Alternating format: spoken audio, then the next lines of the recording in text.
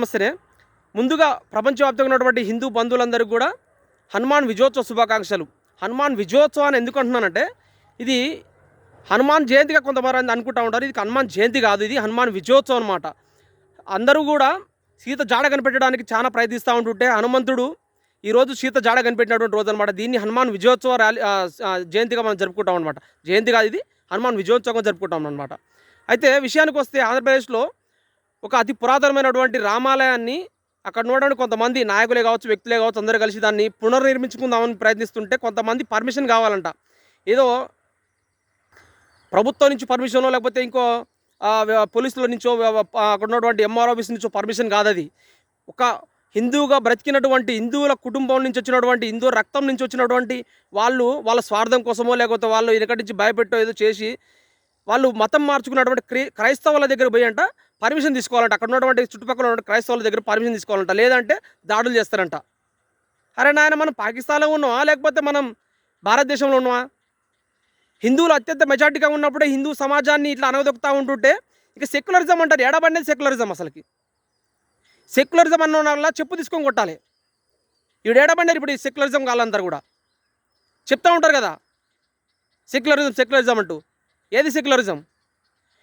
అది అత్యంత పురాతనమైనటువంటి దేవాలయం. అది దానికి అన్ని పర్మిషన్లు కూడా వెనకటి నుంచి కూడా ఉన్నాయి, ఇప్పుడేదో కొత్తగా ఉన్నాయి కాబట్టి.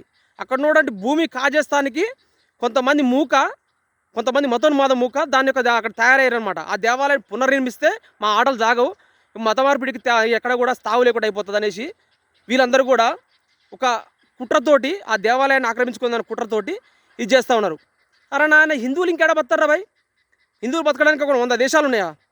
ఉన్నదల్లా ఒకటే దేశం, ఇది హిందుస్థాన్, ఇది భారతదేశం మాత్రమే. హిందువులారా, ఎక్కడైనా కూడా సంఘటితంగా లేకపోతే మాత్రం మీ ఇండ్లు కూడా ఆక్రమించేస్తారు. ఇది మాట తథ్యం. హిందువులారా, ఎవరికి కొట్టనవసరం లేదు, తిట్టనవసరం లేదు అన్యాయంగా.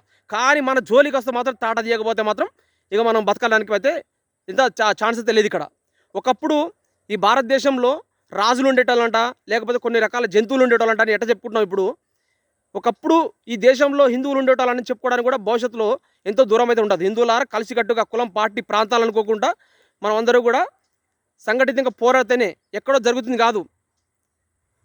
మన దేశంలో, మన భారతదేశంలో స్వతంత్ర భారతం అని చెప్పుకుంటూ ఉంటాం కదా, మన ఈ స్వతంత్ర భారతంలో మనకి తావు లేకుండా పోతుంది. ఈ సెక్యులరిజం అంటూ దొంగ నాటకాలు ఆడుతున్నటువంటి కొంతమంది మూర్ఖుల వల్ల. హిందువులారా, సెక్యులరిజం అంటే ఎవరో కాదు, హిందువులే సెక్యులర్లు. 100 మంది హిందువుల మధ్యలో ఒక క్రైస్తవుడు బతకగలుగుతాడు, లేకపోతే ఒక ముస్లిం బతకగలుగుతాడు. కానీ ఒక 100 మంది ఉన్నటువంటి హిందూ సమాజం దగ్గర 100 మంది ఉన్నటువంటి హిందూ సమాజం దగ్గర ఇంతమంది బతకగలుగుతారు కదా. ఒక క్రైస్తవం దగ్గర, ఒక ముస్లిం దగ్గర, ఒక 50 మంది ఉన్నటువంటి క్రైస్తవులు ముస్లింల మధ్యలో ఒక హిందువుని బతకమని చెప్పండి ఒకసారి. సూటిపోటి మాటలు లేకపోతే కొట్టడాలు, చంపడాలు ఇట్లాంటివి జరుగుతూ ఉంటాయి. హిందువులారా, మనం సంఘటితంగా లేకపోతే మన పనికి అంతే. ఇదేదో చెప్తున్నా, ఇది కొట్టడానికి చంపడానికి కాదు. మనం అన్యాయంగా ఎవరు జోలికి పోనవసరం లేదు, కానీ మన జోలికి వస్తే తాట తీయాలి. లేదు అని అంటే హిందువుల పరిస్థితికి అంతే. ఇక నేను ఆలోచిస్తాననేసి నా చిన్న ప్రయత్నం. జై హింద్.